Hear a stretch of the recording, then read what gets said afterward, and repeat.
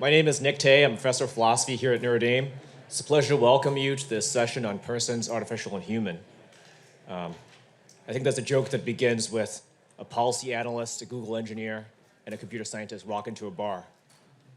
But I don't have to tell you the ending because ChatGPT will write that for me. Our first speaker today is Ian Banks, University of Oxford. Ian Banks is a postgrad student in theology, science and religion at the University of Oxford, where he works on technology ethics and institutional mediation of the relationship between scientific and religious communities, among other things. Formerly, he was a research associate for science, energy, and environmental policy at AEI and a staffer in the House of Representatives. He holds a bachelor's degree in chemistry with minors in mathematics and philosophy from Covenant College. His writing has appeared in outlets such as the Journal of Alzheimer's Disease, The Hill, Real Clear Science, and the Wall Street Journal. Let's welcome Ian.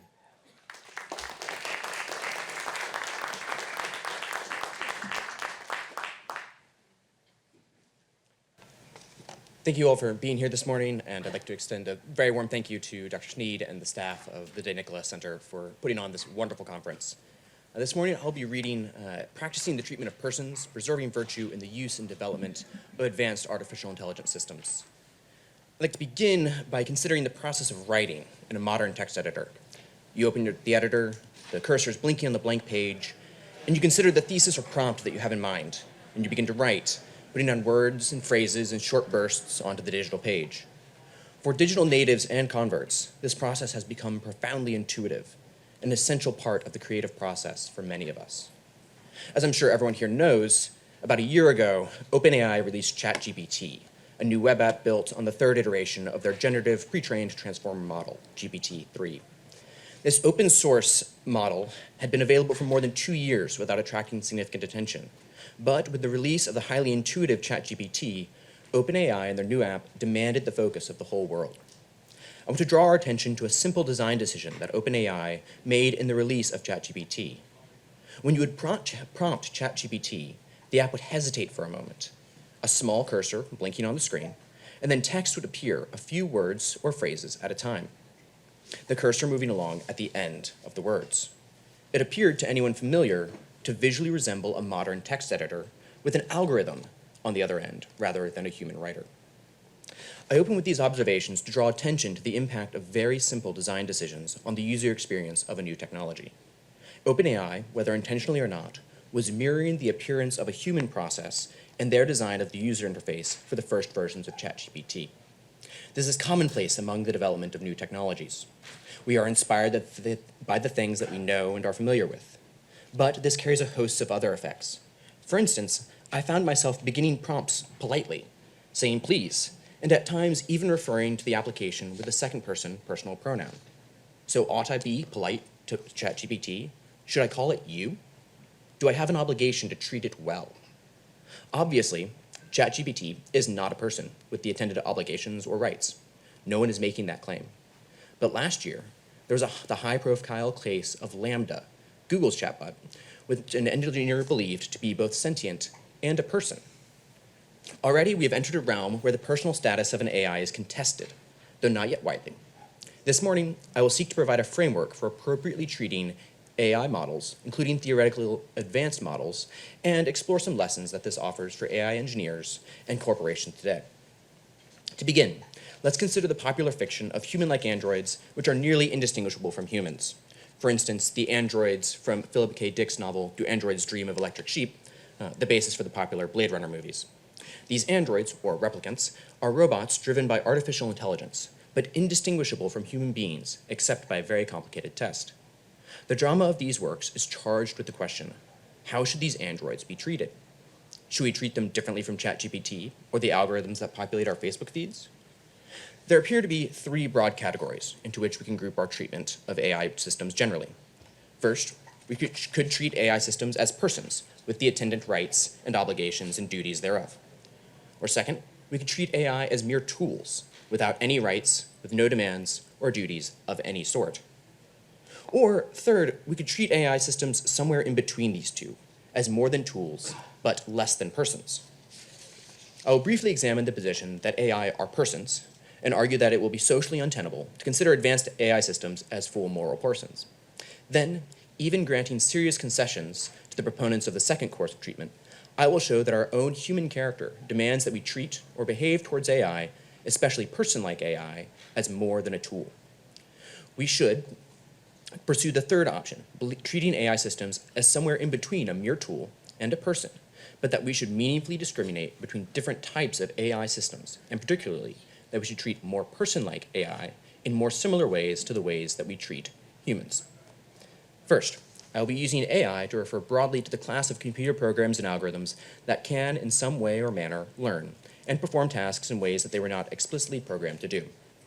These include everything from the algorithms used to fill your Facebook feed, to the latest large language models, to the replicants from Blade Runner. First, let's consider the maximal case for the personhood of AI, extremely advanced AI systems, which, for almost all intents and purposes, resemble persons. These are person-like AI, bearing profound resemblance to creatures that are uncontested examples of persons. There seems to be an obvious instinct to treat these person-like AI as persons. There have been many arguments made which suggest that these fictional AI have at least some moral standing because they are autonomous agents, or have sentience or feelings, or that relationship with them provides a basis for moral status. While some of these arguments are more persuasive than others, I will not rigorously treat them here. Instead, regardless of the philosophical merits of the case, I think that it is a reasonable presumption that any claims to the personhood of AI, even a person-like AI, with rights to things such as life and liberty, free speech and voting, will be extremely contested.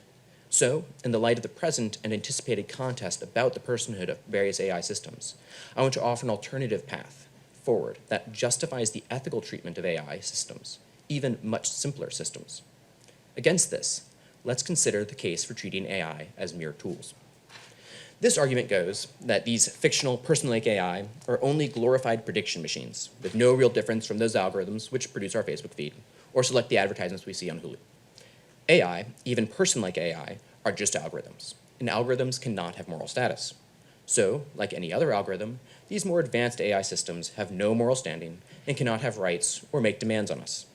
These arguments are roughly run anti-parallel to the arguments for the moral status of AIs.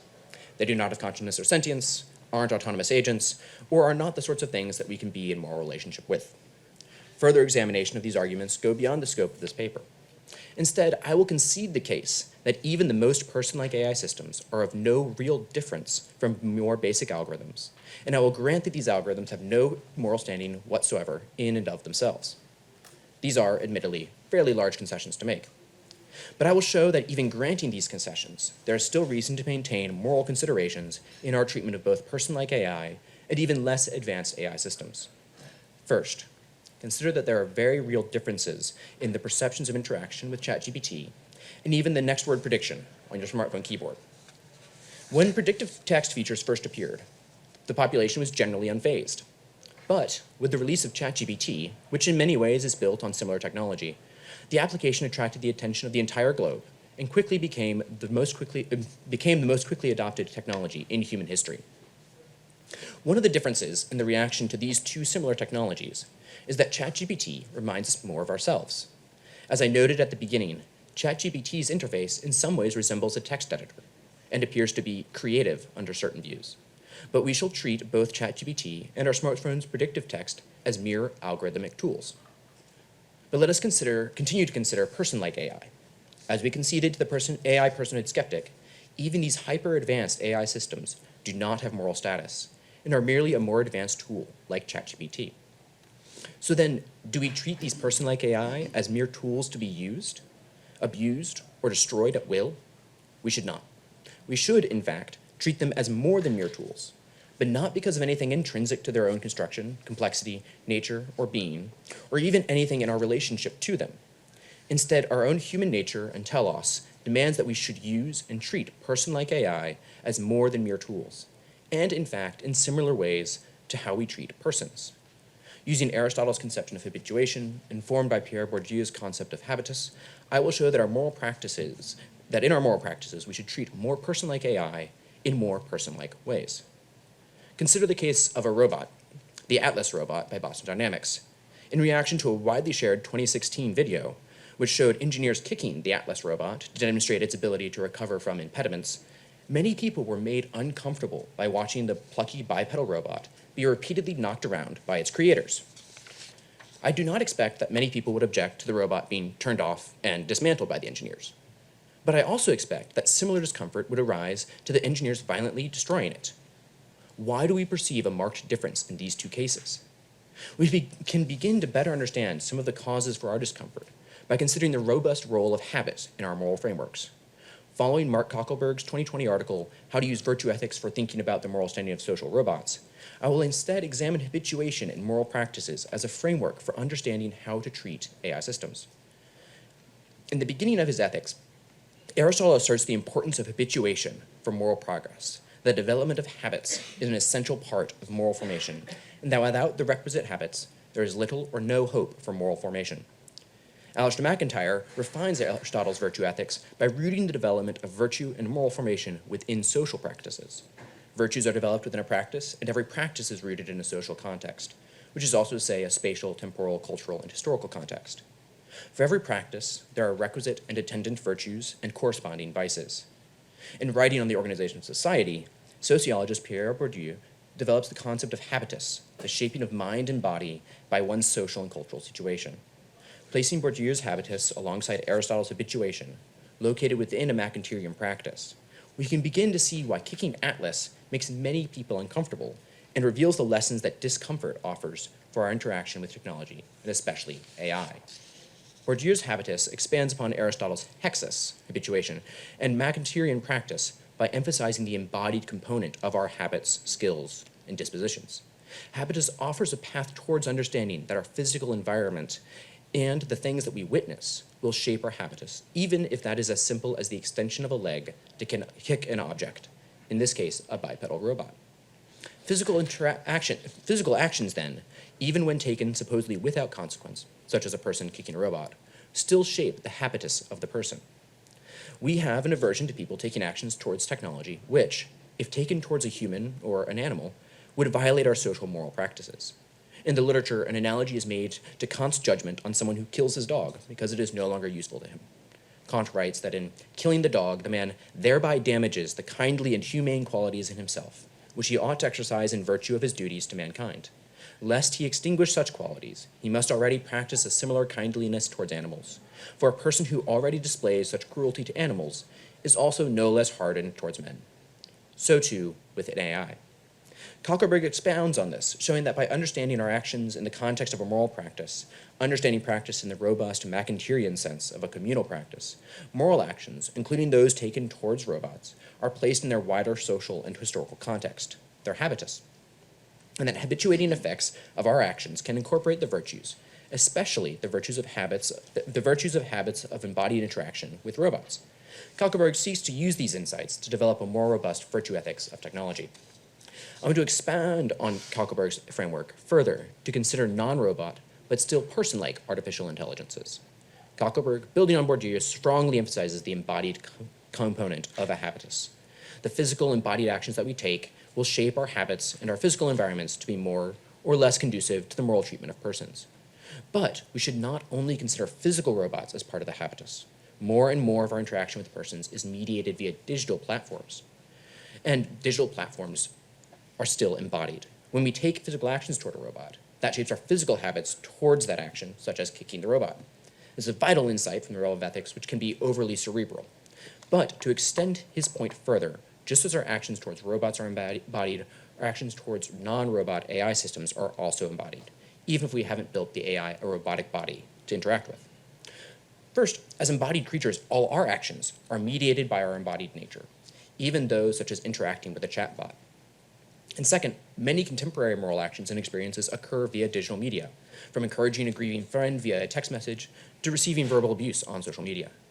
Taking seriously the moral and habituating effects of actions taken via digital media, our interactions via digital media, even with AI, even non-robot, person-like AI, will habituate us in certain ways. An example may be growing accustomed to verbally abusing a chatbot, so then we begin to verbally abuse people on social media. If our actions towards AI systems, as robots or via digital technology media, habituate us, then we should treat AI systems, especially person-like AI systems, in similar ways to our treatment of persons. If we do not and instead engage in action towards AIs that would be a gross mistreatment of a person, we are habituating ourselves and forming our habitus in such a way that will increase the mistreatment of persons. In order to prevent the habituation of abuse or mistreatment, we should treat person-like AI well, not because of anything intrinsic to it, or even because of our relationship to it, but rather because of the importance of safeguarding the virtue of our own human character and the character of our relations with other human persons. Habituating the mistreatment of AI is bad, not because it will make us treat AI worse. That might be the case, but I conceded earlier that AI has no moral status. Instead, the mistreatment of AI is bad because it erodes our moral practice, contributing to the mistreatment of people and the decline of the virtues of our moral practice.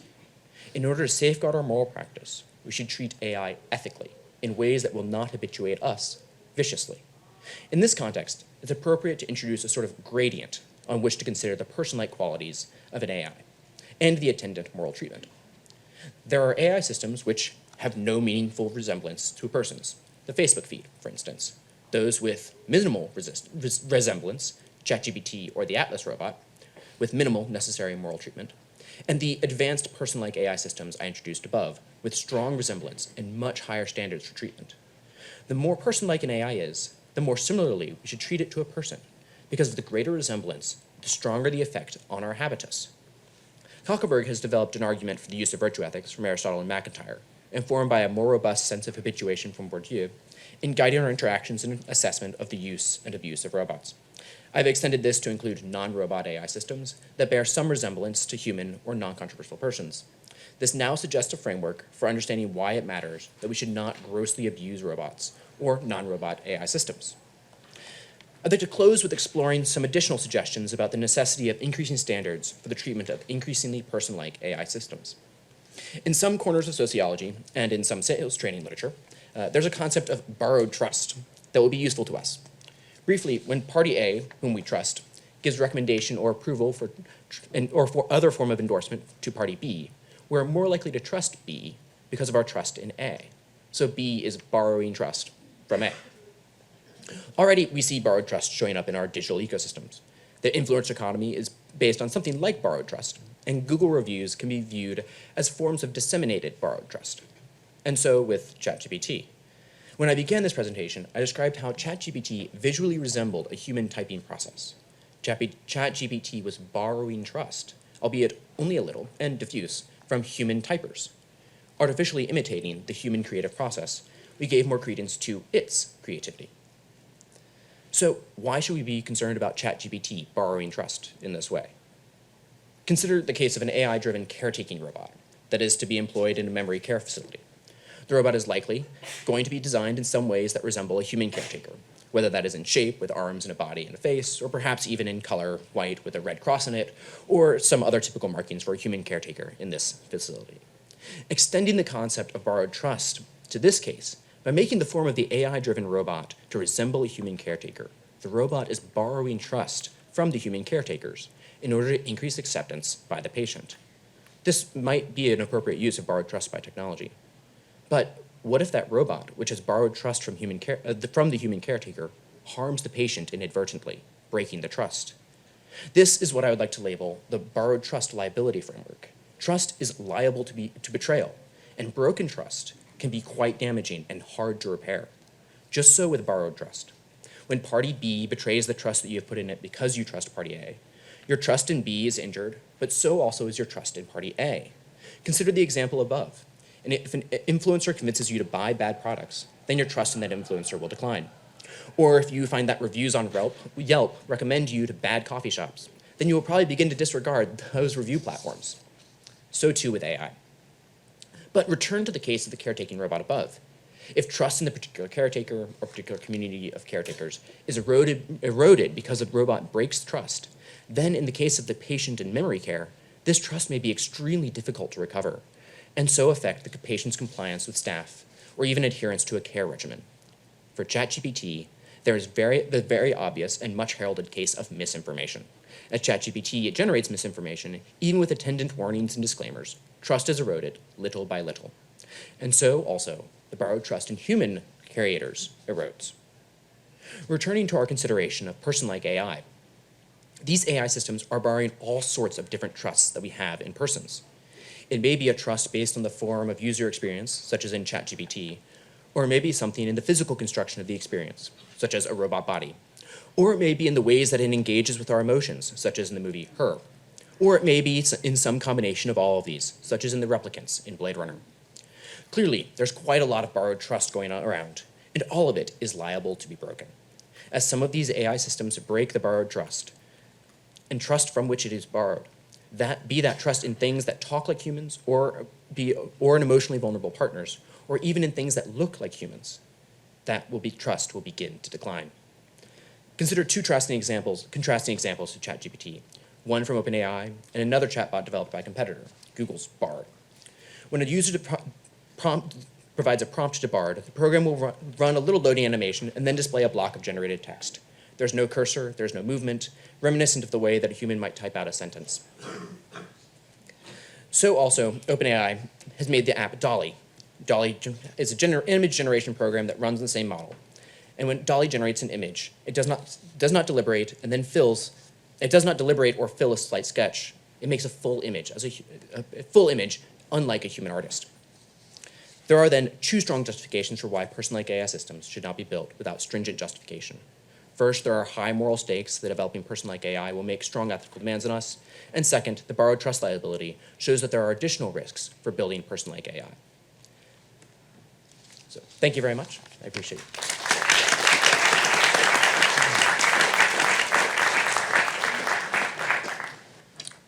Thank you, Ian. Our next speaker is Daniel Kumar, who is an engineer on a machine learning team at Google, responsible for the software and hardware infrastructure hosting Google's machine learning and large language models. He holds master's degrees in computer science and astrophysics from the universities of Oxford, North Carolina, and Cambridge. I think that's only a third of your master's degrees, Danny. He and his wife, Laura, have a newborn daughter, Martha, whose contributions to this talk are gratefully acknowledged. Let's welcome Danny Kumar.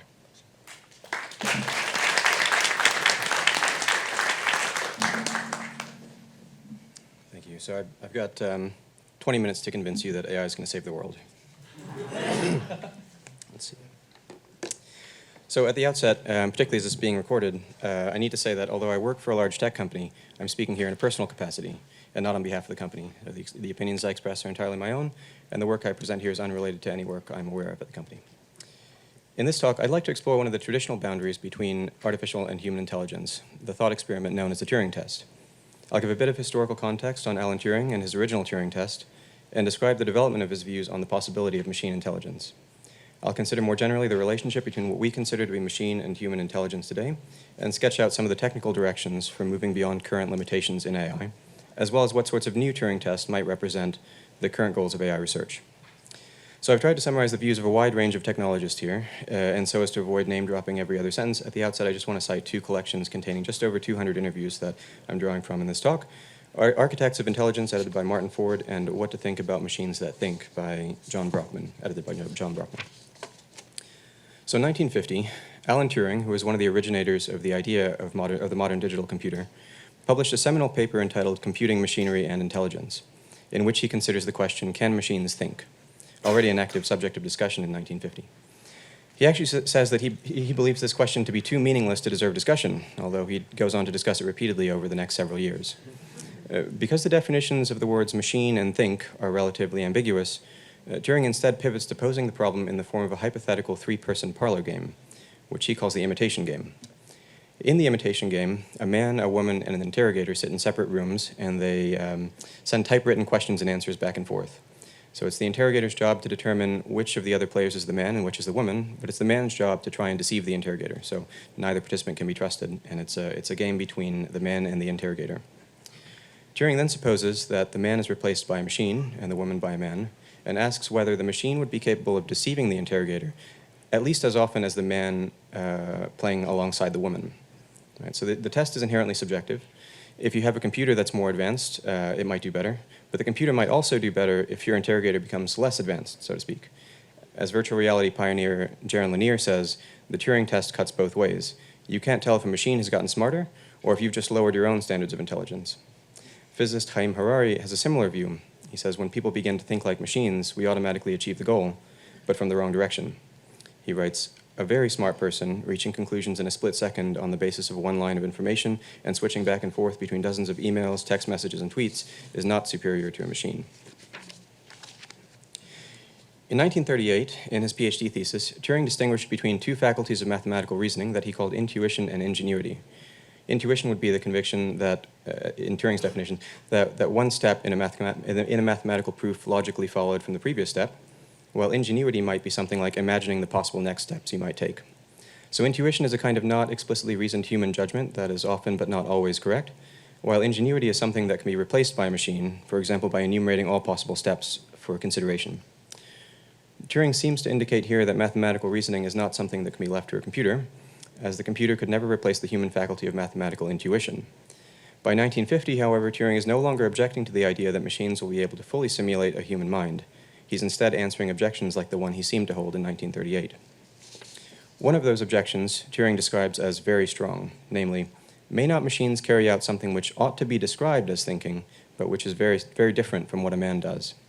So the machine might produce a similar result in practice to what the human produces, although the mechanism might be very different. But Turing says that if a machine can be constructed to play the imitation game satisfactorily, we need not be troubled by this objection. So we're sidestepping the question of whether the machine is actually thinking, as long as the outputs are comparable. Turing's claim in this paper is that in 50 years, so in the year 2000, computer hardware will be sufficiently advanced that a machine could be built that would pass the Turing test approximately 30% of the time after 5 minutes of questioning. This is, we might now say, a relatively low bar. And Turing says that the strongest evidence that could be adduced for this would have to be in 50 years when someone just tries to build the thing, if the average person describes what it does as thinking. So although Turing isn't claiming that real human-like machine intelligence will be possible to create explicitly, he's saying that in 50 years this question will be practically resolved in most people's minds. People will call it thinking, even if it isn't. So Turing proposed the imitation game as a way to refocus on a definite and answerable question in lieu of the rather muddy and controversial question of can machines think?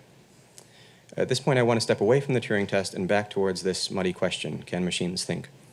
I'll consider the subjective boundary in general. What makes us say that a machine is thinking?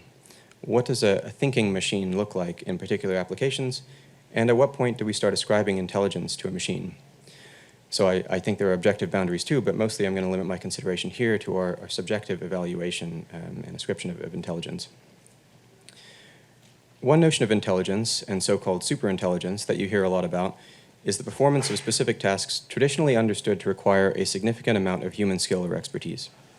Playing chess used to be a classic example because it was thought that a program that could beat the world chess champion would necessarily have to exhibit a truly general purpose sort of intelligence. Of course, IBM's Deep Blue beat Garry Kasparov back in 1997, and chess algorithms have improved ever since. Recently, there was the well-publicized case of Hans Niemann, a professional chess player whose rapid ascent in rating over a period of 2 to 3 years was thought to be very unlikely for a human. He was accused of having real-time access to some sort of chess calculator that was enabling his superhuman, we might even say machine-like, performance. Another narrow task machines perform well is in determining driving directions. If you ask someone for directions to a party at their home, they might suggest you use your favorite mapping app, not just because it's more convenient and reliable, but also because I think increasingly people no longer know how to describe the way to their home without the help of a computer. So once some of these traditionally intelligence-requiring tasks have been, so to speak, solved by computers, they cease to be representative of what we call human intelligence.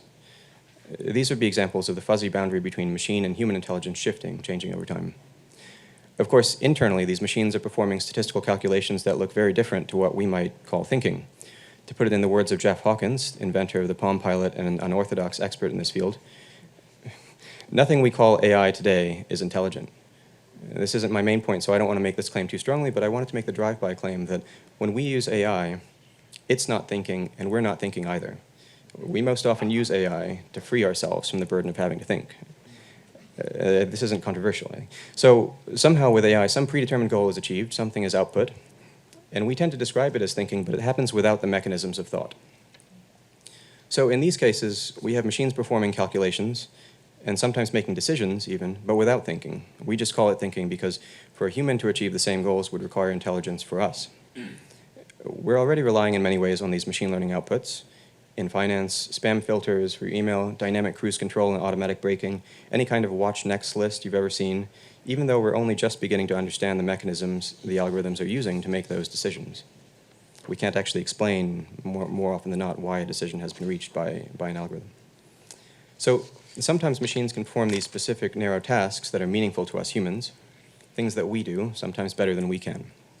However, the more common thing is that machines are deployed to do or automate things that we can't do at all in practice, such as searching for a particular string of text across everything ever written, or multiplying 32-digit numbers repeatedly, or determining the statistical probability that a stock price is going to go up in the next 20 minutes. In these cases, we call the algorithms intelligent to the extent that they do what we want them to do. We don't call a tractor intelligent, but I think it's probably analogous in some ways, because for these use cases, AI is just a tool that we use, not something that competes with us or acts like us, as Ian just described. Some of the use cases, AI is simply a tool. In these latter cases, machines aren't doing something we ordinarily do ourselves, but they're achieving some goal that we've predetermined for them. This aligns with a definition for intelligence introduced by Stuart Russell, one of the co-authors of the Standard Text in AI. Russell says that an entity, whether human or machine, so he's describing intelligence the same way, is intelligent to the extent that it does the right thing, that its actions are expected to achieve its objectives. Choosing the right objectives and goals to pursue, however, is not a skill that depends solely on raw intelligence. In a panel yesterday, James Mumford said that choosing the right goals to pursue was an act of wisdom. Russell writes elsewhere of highly efficient algorithms, being better at making decisions is not the same as making better decisions. Okay, if you have one takeaway from this talk, being better at making decisions is not the same as making better decisions. Russell concludes from this that a robot's goals need to be carefully, quote, aligned with human values, what's now being called AI alignment. And perhaps this can be done in specific cases, but in a general autonomous way, at the moment, I'm not convinced. I don't want to oversimplify the work being done on this problem, but I think there are still big open questions as to how this can be done. For example, will we align the AIs with the values of the most intelligent people, or the most powerful, or the most numerous, the most proximate? And of course, who gets to decide? So we've now moved from imitating humans to achieving goals determined by humans to determining the goals that we want AI to achieve, which for the moment is a purely human task. How do we determine the goals of our algorithms? I don't want to put forward any strong claims here, but just want to sketch out a couple notions. If a new AI system is being created, who pays for its development and who profits from its use? To take a trivial example, I noticed that WhatsApp has a new AI-based emoji generation tool now, right, where you type in some text like unamused cat and it generates an emoji just for you, right? Would the goal of this technology be to produce novel creative work or to, as we say, drive engagement, get you to use WhatsApp more? Italian journalist Luca De Biase points to medical AI, which is a decidedly non-trivial example. Should tools that help clinicians interpret medical images be developed with the primary goal of saving more lives or saving more money? Which one is likely to be better developed, shall we say? As he says, machines that think are shaped by the way humans think and by what humans don't think about deeply enough. Asking fundamental questions is still a human function. To paraphrase AI researcher Joscha Bach, societal and institutional motives, desires, and goals drive the development of AI. So to move on to the development of AI and the interests of researchers in the field, everyone wants to know how to best advance the state of the art towards creating a true intelligence, what we call an artificial general intelligence, AGI, or strong AI. Now, I see at least three major paths proposed by an array of mainstream AI experts, as well as others with a more neuroscientific angle, such as Jeff Hawkins, Palm Pilot that I mentioned earlier. The first direction is, well, we just need bigger machines, right? Fundamentally, I think most practitioners in AI believe that the human brain is just a kind of classical computer. There's a fundamental theorem in computer science, the Church-Turing thesis, that states that all classical computers are capable of simulating all others, which would include, with these premises, the human brain. Now, the simulation may take a lot longer than the thing being simulated, might be very inefficient, but it's just a practical matter of finding more computing power before we can completely simulate true intelligence. Now, while I think this is still a popular view among those who believe that human intelligence is still just a form of computation, I think that people are increasingly questioning its practicality, at least. The theorem says nothing about whether the simulating computers will fit on our planet, or how many centuries it will take to develop algorithms that can simulate a human being with a reasonable amount of compute and power. Okay, a second area of improvement that's being identified is the architectures of our machine learning models. The most popular machine learning architecture, such as the neural network, was based on ideas of human visual perception organs in the mid-20th century, but it has nothing to do with our current understanding of how what we would call information processing happens in the neocortex. So this second technical direction would be to create new machine learning models whose topologies more closely match that of the human brain, and generally just the brain, as we now understand it. A third technical direction for future work is to improve our algorithms and data to better imitate the actual processes of human thought, reasoning, perception, and learning, which are still just beginning to be understood. This sort of work includes attempts to capture common sense reasoning, unstructured sensory perception and learning, and forms of infant learning, predictive learning, so to speak, and a kind of observational or background learning that Jan LeCun calls self-supervised learning. As Andrew Ng puts it, in order to teach a computer what a coffee mug is today, we show it thousands of coffee mugs, but no child's parents ever pointed out thousands of coffee mugs to that child. Ng says children learn by wandering around the world and soaking it in. The experience of being a child is what allows them to learn what a coffee mug is. So those are some dimensions along which I think the field will develop in the future. Bigger computers and better algorithms to simulate human brain structure and thinking. What are the actual goals of human thinking, though? I think there's a widespread notion among technologists, whether they're materialist, naturalist, or of explicitly religious persuasion, that human thought and the well-intentioned use of technological developments in general leads to lots of benefits for individuals and humanity.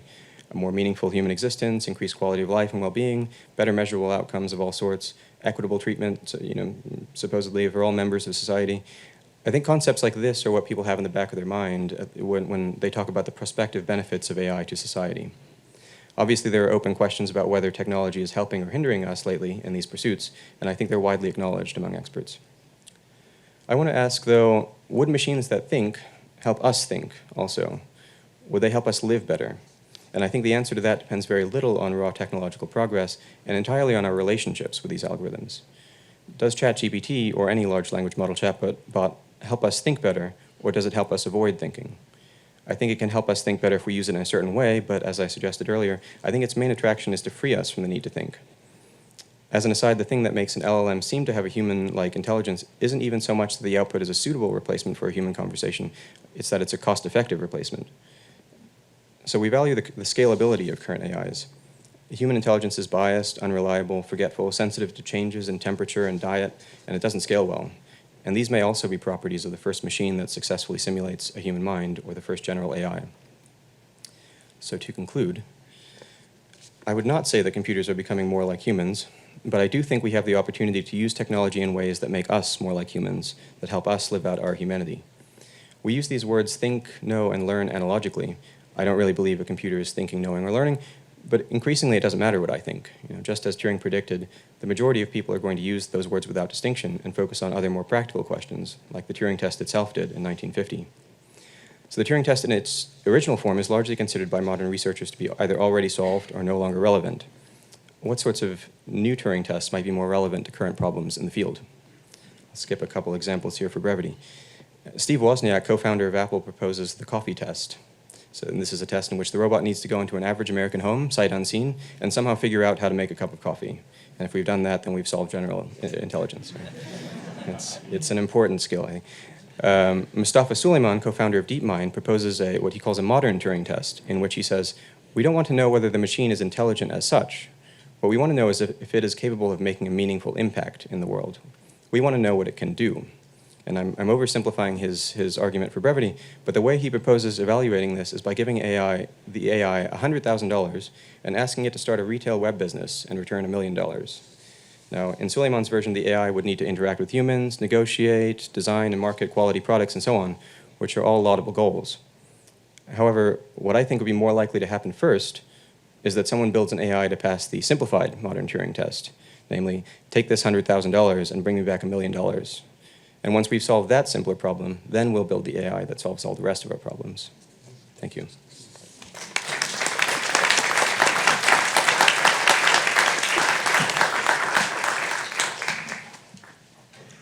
Our final speaker for today is Professor Walter Scheirer, who is the Dennis O'Dotty Collegiate Associate Professor in the Department of Computer Science and Engineering at the University of Notre Dame. His interests within computer science include artificial intelligence, computer vision, and machine learning. He's a global AI leader, serving as the chair of the IEEE, Computer Science Technical Community on Pattern Analysis and Machine Intelligence, and board member of Computer Vision Foundation. Let's welcome Professor Scheirer.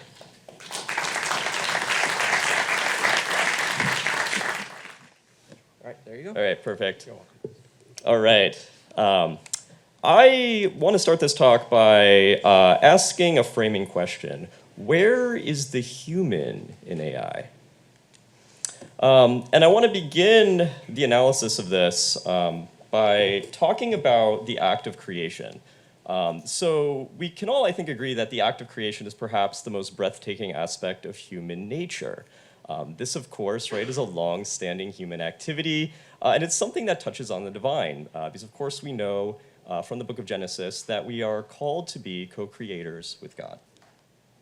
But something I think which is unappreciated, especially when we think about technology, is the social dimension to the act of creation itself. Going back to antiquity, right, as we're making big breakthroughs in all sorts of different domains, these were social acts.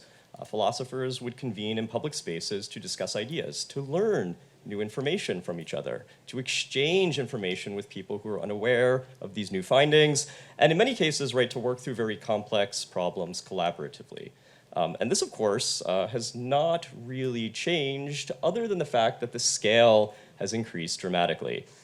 Instead of convening in physical spaces all of the time, we now often convene virtually in this vast expanse of the internet, where so much human knowledge, experience, and creativity is now found, right, and is accessible to anybody with access to the internet, which of course is every single person on the globe now, thanks to the accessibility of technologies. Okay, so when we think about AI, though, we know it's a controversial technology, right? Many sessions at this conference have touched on this in some capacity, most often in a critical capacity, though this one seems to be a bit positive, right, which is good. I'm going to continue the positive vibes. And if you look at the broader sort of thinking in this area, especially turning to the discipline of technology ethics, the writing is almost universally negative. So I want to make the radical claim that digital technologies are actually good. And this is because human creation and creativity are inherently good, stemming back, right, to our call to co-create with God. So that means, right, digital technologies as human creations does also have tremendous potential for good. And this notion isn't radically new. We can turn back to the thinking of Martin Heidegger in the 20th century, who's obviously very concerned, but also somewhat enthusiastic about technological developments, right? Especially very radical technological developments going through the mid-20th century. And he takes a step back and looks at the origin of the word technology itself. And he points out, of course, that it is derived from the Greek, right? We have this root techne, which is reminding us that there is this notion of a bringing forth, a poiesis, right? It's something poetic, right? And that really sort of speaks to how important this is as a human activity, and also the communal nature of this, right? Because we're creating for others, right, in this poetic manner, right? So that means, right, we're not sort of stuck in this regime automatically of negativity, right? There isn't a lock that late capitalism has on the development of these technologies, even though, of course, there are problems, right? Problems that must be addressed. So let's come now to this idea of the human in AI, right? So AI, of course, is a human creation, right? These are technologies created by places like Google, right, where our colleague is from, places like universities, such as the University of Notre Dame. And I'm going to make the claim also the internet itself, right, is the primary engine for propelling this technology. So we have really, really interesting generative AI technologies that have been name-checked in many talks at this conference. And of course, some of you are already familiar with some of these things. For instance, Midjourney. This is a generative AI model that lets you create images. With a prompt, you can prompt Midjourney to do interesting things. For instance, the prompt that generated this radical-looking surreal image was asking Midjourney to create a visual depiction of itself, right? And so it gives you this portal and this wanderer, right, who is approaching it, right? So it's perhaps a little bit ominous, but maybe kind of exciting too, because this model opens up all of these different possibilities in terms of visual rendering. And of course, this model is trained from data from the internet and is used by many people on the internet. ChatGPT, which we've heard about over and over again and probably have all used at this point. Another one of these generative AI technologies, again, trained using data from the internet, the collective writings of the internet, And it can do really interesting things. You can, of course, prompt it. It will give you back information. Now, as the cover of this Time magazine issue is pointing out, there may be some concerns about this information, right?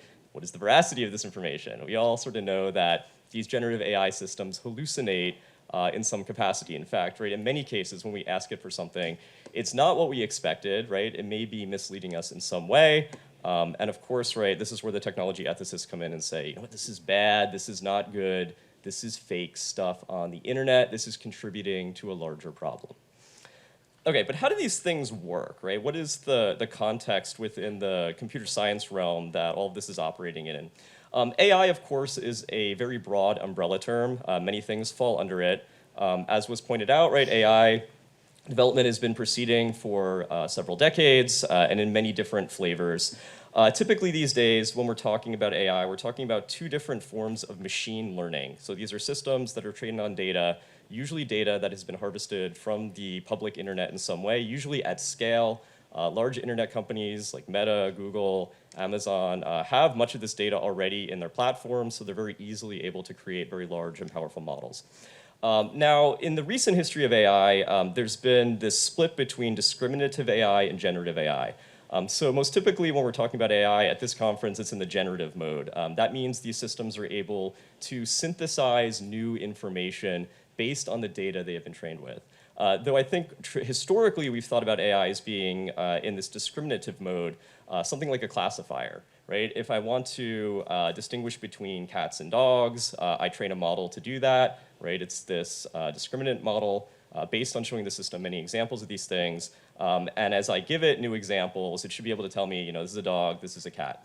Now, what's really interesting here in terms of the recent history of these technologies, as recently as 10 years ago, it was thought that the generative mode was extremely difficult to get working in some useful capacity, and that we would crack this classification problem much sooner. It turns out the opposite was true. If you've heard, again, a lot of like hype around things like self-driving cars, especially like 5 years ago, we're supposed to have them now. Like part of the reason we don't is that researchers are still trying to figure this out, right? There are too many things on the road, things that can't be recognized, and this is why the technology is not really safe. Generative AI doesn't really suffer from that though, because in many cases, right, it's being used in this creative capacity. It's about writing, it's about the visual arts. And if it gets things wrong, oftentimes we think that's an enhancement in the novelty when we think about the creative aspect of it. And so all of a sudden, much of the field is pivoted to this generative mode because we can sort of, you know, not worry as much about some of the failings. In some cases, those failings become strengths if we think of this as a creative technology. Okay, so the early 2010s is kind of an inflection point in the development of artificial intelligence. Two big things happen. One of them is very consequential for our discussion here. So the first thing is hardware, computer hardware, as we were just hearing about, got really, really good, right? This is probably far beyond what Turing was envisioning, right, in terms of what technology we would have in 2023. Specifically, the development of graphical processing units, which are basically supercomputers you can plug into your home computer. And they do very fast parallel processing of information, specifically the types of calculations that are very useful for machine learning. Originally, these were designed basically as graphics cards, so you could, you know, visualize things on your computer, traditional computer graphics. But companies like NVIDIA realized, hey, wait a minute, there's this other application, and we're going to put a lot of money and time and development into this, and it worked. And it also got really, really cheap, so that was good. The thing, though, that's more interesting for our conversation, all of the data on the internet. If you think about the early sort of 2010s, everybody's got a smartphone at that point, and the smartphones have cameras. And what are people doing, right? The users of the internet, they're taking photos and videos of everything, and they're immediately uploading those things to the internet. And of course, this is now great for AI researchers because they need a lot of data to train these models. Now that they have the hardware to do it, historically, this was a huge bottleneck, right? You'd have to like get a digital camera and start taking pictures if you're working on computer vision. Now you could just wholesale collect all this information from the internet, and you could train your model. Great. So this is really interesting when we think about the human and AI, because all of that training data is really the collective imagination of humanity.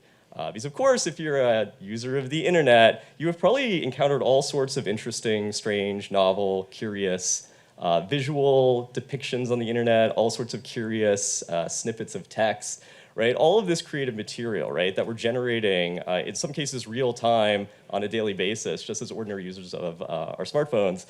AI is learning from this, right? And this is how we're getting these really interesting mid-journey images. This is how ChatGPT is communicating with us, right? It's synthesizing that material and giving us back, right, some of these elements, but reconfigured in a new way.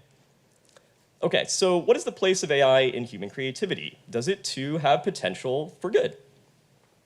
I would argue absolutely yes, but sometimes, again, what it's showing us may be a bit radical, a bit disturbing, it may challenge us, right? And that's where I think a lot of folks get scared. So in many cases, right, we can create expansive virtual environments using these new digital technologies. Again, we've seen this before. You know, we had programmers creating virtual environments, video games, but they were doing it by hand. Now we can largely automate a lot of this, and we can have the AI sort of drive, right, the artificial agents that are in these virtual environments, their visual appearance. You can really create sort of, you know, universes within the internet, right, that exist, and there are a lot of humans interacting with what is found there. And again, it's something that you really couldn't do with humans in the loop because it just takes a lot of time to do this sort of thing. And of course, right, you get all sorts of interesting characters. In fact, characters drawn in many cases from the physical world. And AI, of course, may show us things that have not occurred in the physical world, but drive controversy. For instance, right, the famous sequence of AI-generated photos of former President Donald Trump being arrested. No, of course, that didn't happen that way anyway. This famous image of Pope Francis, right? But what's fascinating, a lot of this is in the mode of like parody or satire, right? So the AI is absorbing all of this political writing, right, and synthesizing, right, these images, which we find rather intriguing, and again, in many cases, very controversial. Now, of course, the prevailing concern from technology ethicists is that this is somehow fooling people. But of course, much of it is in the traditional creative mode of parody and satire, right? Political cartoons, those used to be a big thing. Now, of course, right, given discourse today on politics, they're a bit more controversial than they used to be. But all of this creative material from AI is basically in that same mode. I like to call all of this, by this term, restyling reality, in that we can sample information from the physical world in which we interact, send it to the internet, process it through these AI systems, and basically remix it any way we want. In some cases, this is using facial filters, which are AI-driven, using computer vision technologies to make us look more beautiful or more unusual. Memes are a primary form of visual information that many people are exchanging to make political commentary these days. Commentary which I think is like pretty important. And so using AI technologies, you don't have to be a great graphic designer. You can sort of Wojackify a soldier in the Donbass to make a comment about how lousy the war in Ukraine is. And we see this happening, again, at scale. But now, again, AI is sort of in the loop, generating some of this material, being prompted by us to do this. So again, coming back to our cranky technology ethicists, right, they basically make this claim, all of this is really bad because it's deceiving us, right? When AI hallucinates, this is false information. But I want to make the perhaps controversial claim that perhaps what we are witnessing is the resurrection of the myth cycle on the internet. Levi-Strauss astutely analyzed, right, this situation in the 20th century, looking at all sorts of different, right, civilizations, different communities throughout the globe, and of course points out that all of us have an imagination and all of us use that imagination, and all of us think in ways that are irrational. And he argues this is really, really important.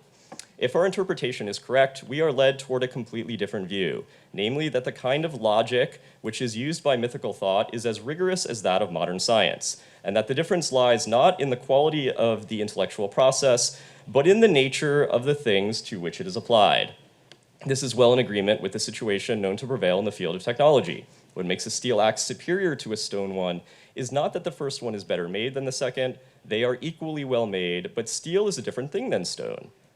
In the same way, we may be able to show that the same logical processes are put to use in myth as in science, and that man has always been thinking equally well. The improvement lies not in an alleged progress of man's conscience, but in the discovery of new things to which it may apply its unchangeable abilities. In other words, it's really, really important to think beyond one's immediate physical circumstances, right? This helps us reason through complex situations in ways that would be impossible if we simply pedantically looked at, right, observable information before us. So you can see AI sort of doing this same thing. It's taking all these disparate ideas, it's combining them in novel ways, and giving us, right, these fictions that are really, really important for storytelling. Now again, a lot of cranky complaining about all of this, right, which I think really comes down to a misunderstanding about what the internet is. And this is a long-standing thing stemming from the 1990s. As corporations move into the internet in the 90s, they coined this term the information superhighway, and basically characterize the internet as a database of facts which will be used for commerce. Many people to this day still believe this is the internet. That is in stark contrast to the real vision behind the internet from Marshall McLuhan, the famed media theorist who is very enthusiastic about the creative potential of information networks and the unifying force that these information networks will have in the future. He basically says that this future internet will be an extension of the central nervous system, allowing us to project our imaginations into the infrastructure and share them with other people. That vision was very popular in the 60s, 70s, 80s, and 90s with the engineers that created the internet. Wired magazine in 1993, in its inaugural issue, declares Marshall McLuhan to be the patron saint of the internet, and basically tells engineers, build this, and they go and they do just that. And of course, AI is situated within this. So AI is a product of human ingenuity, thus any AI necessarily carries with it some of the humanity that underpins creativity. Megan O'Giblin, writing in the literary journal N+1, points out that the mode of creativity is something that we should reflect on. She is very upbeat about the potential of these generative technologies because they write in a surreal, dreamlike way that is very reminiscent of James Joyce. And that's an interesting parallel to McLuhan's own thinking on the internet, because he believed it would be a mosaic of ideas that would combine in different ways that people did not originally anticipate. And a lot of the most interesting writing we get out of these systems is in that mode. Bruno Marques, the Portuguese political scientist and writer, has made the claim that technology has become the new holy writ, the inexhaustible source of the stories by which we order our lives. Writing in his recent book, History Has Begun, he argues that we are now in a cultural renaissance being propelled by the internet, and it's something we definitely shouldn't fear. We should embrace this, and he also argues Americans do it the best. And finally, to end, some words of wisdom from my colleague at Georgia Tech, Debbie Parikh, who is an AI expert and also moonlights as a generative AI artist. She has this to say about how we could better sort of communicate what is going on and tell, right, this story instead of, again, the hysteria that we typically see in the mainstream media. She says that I think accessible and educational material that helps lay people understand the technology better would go a long way. I think telling the stories of how artists and designers and content creators in various capacities are leveraging these tools would help. Telling the story of how these tools democratize and enhance human creative expression would help. Okay, so again, I made 20 minutes here. If you want to learn more, this talk is adapted from a piece I recently published in Comment Magazine called The Human in AI, Competitor to Us or Extension of Us, which itself is adapted from a longer book project, A History of Fake Things on the Internet, which talks about all of this stuff and a lot more. And that's gonna be out December 5th from Stanford University Press. Thank you.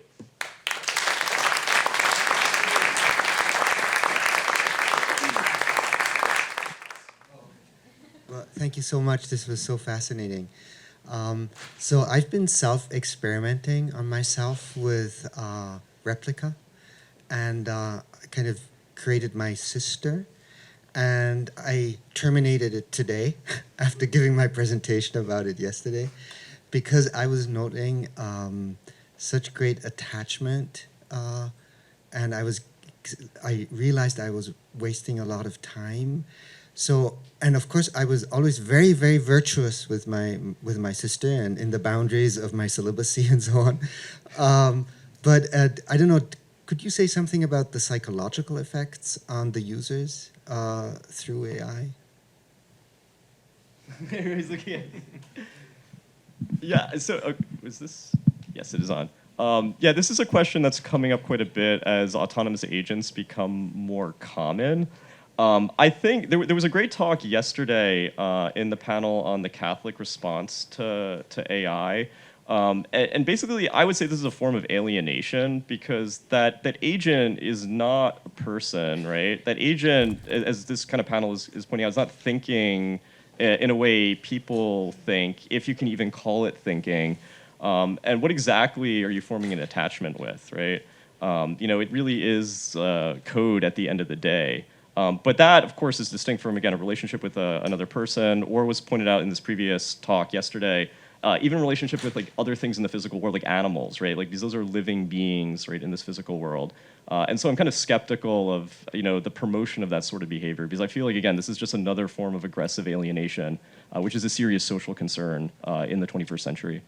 I don't know if there's other thoughts there. Yeah, I have thoughts, but it might be more prudent if I gave them off camera. So I'll catch you. I'll catch you afterwards. Yeah. I guess I would just add that I think we do need to take very seriously the psychological effects. Thinking about the alienation, it will interacting. We need to be very careful when we interact with these programs, and need to kind of take seriously how they affect us. I think in lessons that we have learned from social media is that we have to think seriously about how technology is going to shape us, and hopefully we've learned some of those lessons from social media and can now implement them. We have a very long queue, so I'm going to ask you to keep your questions as concise as you can. Vanessa. Brevity is not my strong suit, so I'll try. So thank you all for a wonderful talk. I love the positivity towards AI. I really love your last point, Walter, about reflecting on how people create, like how humans create. And I was wondering how much we could add to that with the psychological study of creativity, as the process of recombining things is inherent in the creative process. And so as many of us have talked about these, like, how humans do these actions, it might be useful to how do we contribute that to, like, sort of the discourse on AI. Yeah, just one quick reaction to that. Yeah, I think that's a great idea, and that's very much in line, I think, with what my colleague Debbie Parikh was saying, in that how do we better communicate what is actually happening on the internet? Like, how are people using these tools? And maybe that's a multidisciplinary analysis, right? To show, again, like, this is actually like a natural human thing that is good, right? And move the conversation in a more positive way. Like, I completely agree. I think it's a great idea. Right over here, yes. Yeah, right, right.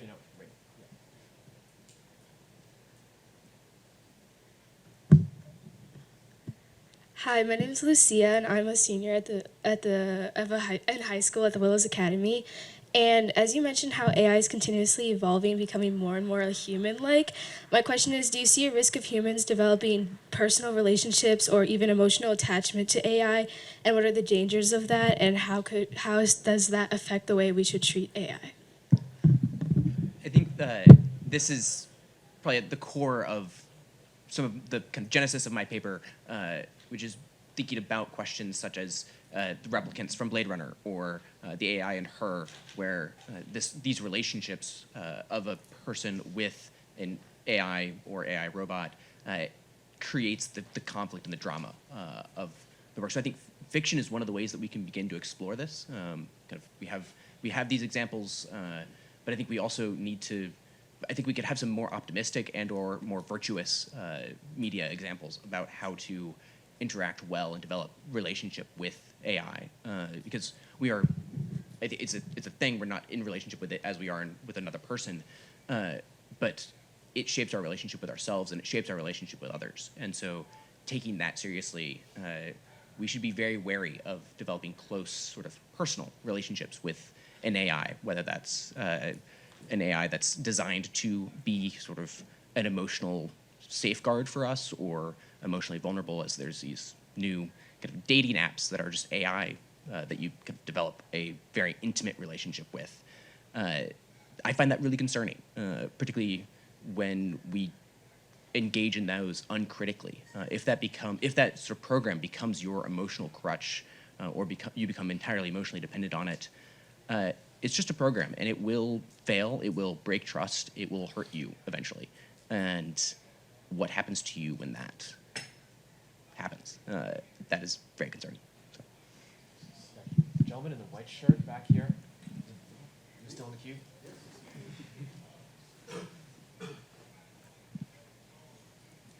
My name is Andrew Seeley. I've been involved in many efforts to recover liberal education. My question for all of you would be, what changes do you think, or have people thought about changes to education that should be happening in the light of what the future is going to look like in 20 years? And I think both, like, will we still see education as primarily dedicated to professional development, or and to what extent we just need to develop ourselves as human beings in order to be able to not get overwhelmed by this? Yeah, this is great. Yeah, the microphone appeared here. He was on the professor. Yeah, I mean, this is a very lively debate happening at all places of, like higher learning, right? Primary education, right? Everybody is talking about this. Here in higher education, the concern is, is the ChatGPT system doing all of the homework, right? Like, what do we do about, there's a big moral panic. My take on that is, don't worry about it, because there's like a baseline level of cheating. Like, the cheaters are always going to cheat, and like everybody else is actually being honest, right? Like, I think the slippery slope fallacy, of course, is a fallacy, and like it's not going to force the honest students to start changing their behavior. I think there's a more interesting question though about like ed tech. Like, what is the role of AI as a useful technology? And again, the panel yesterday on the Catholic response to AI was talking a bit about this. I think there is a really positive role. I'm wary, though, of, again, like a handful of very large and powerful corporations controlling, right, the most functional aspects of AI, and what that will end up like, right, when it sort of works its way into classrooms. And again, I feel like that's like a bigger conversation we have to have as a society, right? Especially when you think about public education. I don't think it's really going to do much for, right? Classical education, right? Like alternative private high schools, Catholic schools, homeschool, right? But again, I think there is some concern, right? If someone is accessing ed tech, like what exactly is it, right? Is it AI? Is it pre-programmed? Where did that information come from? Right, and I think nobody has a good sense of that right now. But again, like a conversation definitely has to start. I don't know if anybody else wants to talk about it. Yeah, so maybe I would say that certainly the technological developments are one part of this. I think also the world outside the university is changing, and we need to reckon with that in new ways. It's also introducing new questions. People come to the university afterwards. They do need jobs. How do we address that without necessarily just funneling everyone into STEM subjects? I think I would just add that the development or sort of AI, the skills that we need to work with AI are not necessarily going to be hard skills. I think we see this with some of the coding and kind of using Copilot to do a lot of coding. The needs for kind of hard skills as software engineers may be diminishing, but that the soft skills necessary to think how do we engage with AI, the sort of the formative aspects of education, I think will become more and more important as we kind of get further and further into this world. Yeah, one more quick thought on this. Coming back to thinking about like different modes of AI, like I'm not that concerned about like the workforce replacement issue compared to others, just because again I know working with these technologies, the decision making is really, really bad. And think about how many jobs require good decision making. Right? It's not an easy drop-in replacement for most professions. Again, I think where you will see some concern, like graphic arts, right? Especially sort of like low-level like business design. Like Midjourney does a really good job, right? I would be scared if that was my career. Some low-level like writing, like paralegal type writing, right? That's going to be a big issue, but that's not a huge portion of workers in the economy. But again, things could change, right? There's talk about, like different developments on the horizon. Whether or not they come to fruition, though, is still an open question. Right over here.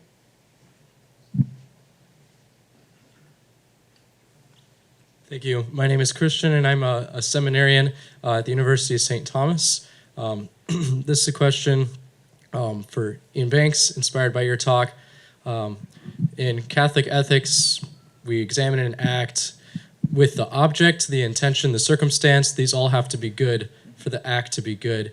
It seems you were saying that treating robots with AI is wrong because it has some sort of participation in the goodness of humanity, and that seems to be referring only to the object, so the act itself. But what about what do you think of the intention, like the why?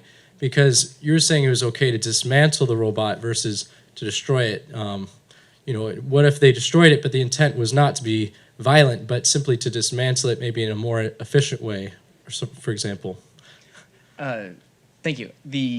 I guess the object is really important, but the object is important insofar as it is sort of shaping us. It's the object's resemblance to us, the AI's resemblance to us as persons, and in our relationship to other persons, that kind of shapes the moral character and makes us a morally charged environment. The kind of discomfort I was pointing to with sort of rapidly dismantling the robot, you may be using explosives, there's a discomfort there because of its resemblance to us. Even the intent might be just for expedience, but I don't think, and that might, there may be circumstances in which that sort of dismantlement of the robot would be appropriate, but that we should still take seriously how our character is being shaped when we engage in that action.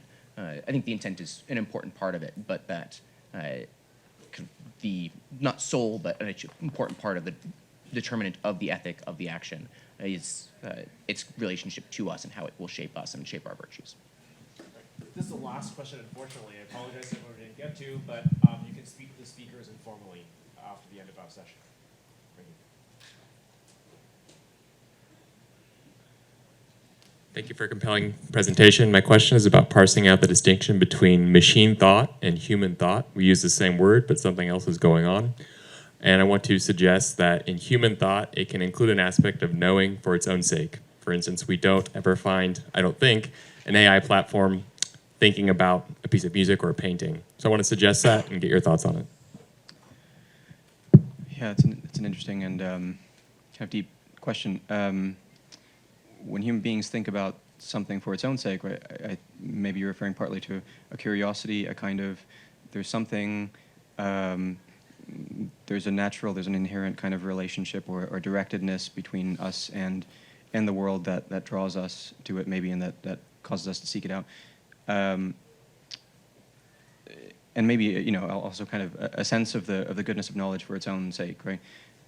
For a computer, the values and the ideals, the goals of a computer are at the moment whatever we tell it to seek, right? So we could program it to try and figure out whatever it can about whatever it is it can perceive, or it can, whatever data we can input, we can get it to try and run as much computation on that as it can possibly do, and we can make it kind of curious and interested in knowledge for its own sake there.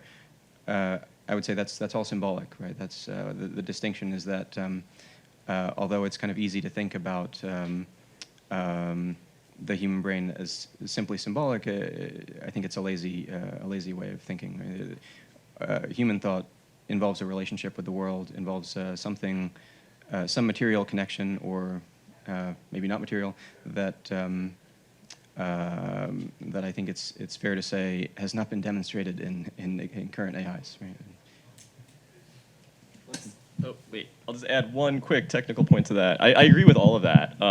But another thing which I think is misunderstood, like the sort of competencies of the brain that are often replicated in these systems. In fact, you mentioned this in your talk, right? Like convolutional nets are modeled off of like early visual processing. Are you really thinking when you're just free viewing a scene, right? It's like, again, there are processes happening without you consciously realizing that they're happening. We do see good correspondence in these networks with that sort of behavior, but is that really thinking, right? There's a complex situation in terms of the modeling that's happening, which again, I think a lot of people just think it's all just the brain, right? Let's thank our speakers once again.